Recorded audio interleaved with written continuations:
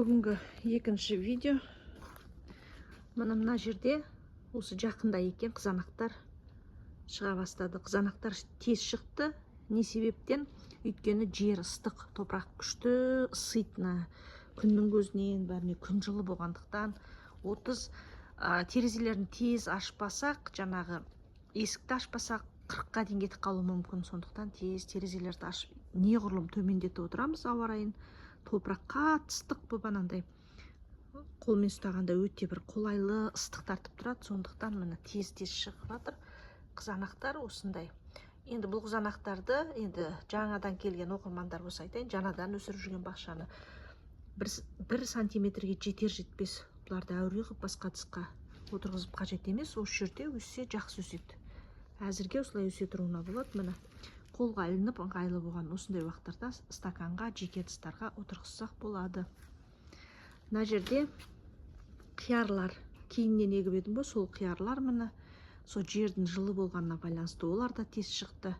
Бірінші негізі қияр шықты, содан кейін қызанақтар кешке бүгін шыға бастады. Ал негізі қиярлар қызанақтан гөрі бірінші шығады. Сондай ерекшелігі бар.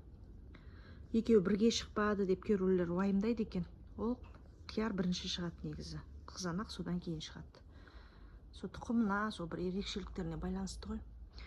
Осы қияр мына жерлерде ойылып тұр. Ептеп бұл шыққандардың барлығын басқа жерге отырғызып қойғам. Қазір оны көрсетемін. Мынау қиярлар қалғандары сол кеше, бүгін шыққандары. Мына жерден тағы біреу ашылып жатыр. Бұларды да мына қияр өткендегі қиярға жаңағына етек жағына кішкене орынға 4-5-еуін қалдырам, созыңқырап. Мына жерге дейін созамайым, өйткені бұл жерге қызанақ егіп қойғам. Сондықтан мына жерге ептеп осы жерлерге қияр егем. Мына артығын қазып алып, басқа жерге егемін. Қазір көрсетемін қайда еккенімді. Ал мына өткендегі қиярлар қазіргі жай күйін білгілеріңіз келсе, екі бұрынғы жапырақтары, одан кейінгі жаңа жапырақтары міне осылай шығып тұр. Көбінесе біркелкі десек болады. Енді мынау ептеп кішірек, бірақ соның өзінде жапырақтары былай-былай болып тұр. Дегенмен де жалпы былайнан қарағанда біркелкі десек болады. Әлі гүлдеген жоқ. Осылай өсіп жатыр. Мынау редискалар.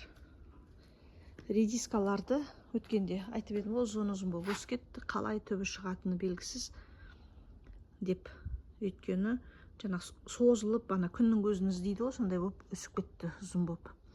Сондықтан енді қояндарға 3-4-еуін жұлып беріп жатыр едім, көк шөпті сағын қалды ғой. Соны жұлып көріп жатсам, кейбіреулер арасында жаңағы домаланып, мынандай болып редискалар өсіп келе жатыр екен. Сондықтан жұлуды тоқтаттым. Мынандай жіп сияқты болып, осындай болып жатқандарды жұлып көріп едім. Соларды жұлып жатқанда арасында мына осындай домаланып келе жатқандары қоса жұлынып жатты да, жарайды, обал болмасын. Не де болса, енді ептеп кішкене тұрсын. Сол кезде белгілі болады. Редискалар қалай өседі, арасында кішкене жеуге келетіндері болатын сияқты.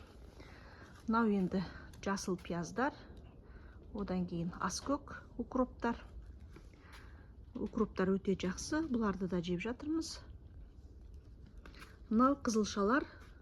Қызылшаларды өткенде айтқан болатым, түбі қандай болатынын білмеймін, өйткені көтеріліп өсіп кеткендіктен енді жұлмадым деп. Өйткені бұны салат жапырақ ретінде және де тамаққа қосуға жапырақтарын пайдалануға болады. Сондықтан осы жапырақтарының өзі олжа десек болады. Сол себепті қалдырдым.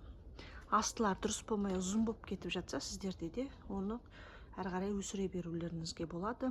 Асты тола ма, толмай ма, ол келешектің еншісінде. Сондықтан бергі жердің үстіндегі жапырақтарының өзі пайдалы болып тұр.